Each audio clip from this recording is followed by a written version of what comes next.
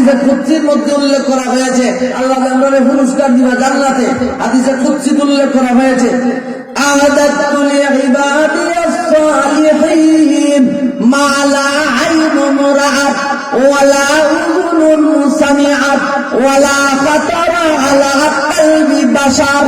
আল্লাহ রাব্বুল আলামিন বলেন আমার বান্দা বান্দির জন্য জান্নাতের ভিতরে এত নাজ নিয়ামত আমি আল্লাহ সৃষ্টি করে রেখে দিয়েছি, এত নিয়ামত তৈরি করে রেখে দিয়েছি মালা আইনুন রাআত কোন চক্ষু তা জীবনে দেখে নাই, ওয়ালা উযুনুন সামিআত আর এর আলোচনা কোন কান শুনে নাই, এর আলোচনা কোন কর্ণ শুনে নাই, ওয়ালা খাতারা আলা কলবি বাশার আর কোন অন্তর এইগুলা কল্পনাও করতে পারে নাই। এত নাজ নিয়ামত আমি আল্লাহ তৈরি করে রেখে দিয়েছি জান্নাতের ভিতরে।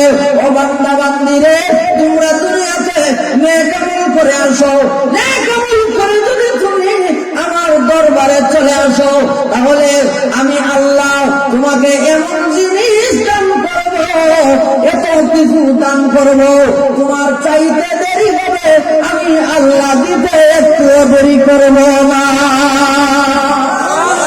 তাহলে নেক আমল করার দরকার আছে না নাই? আরো যখন দরকার আছে না নাই? ওয়াজ মাহফিল হইলে সওয়াব হয় না হয় না?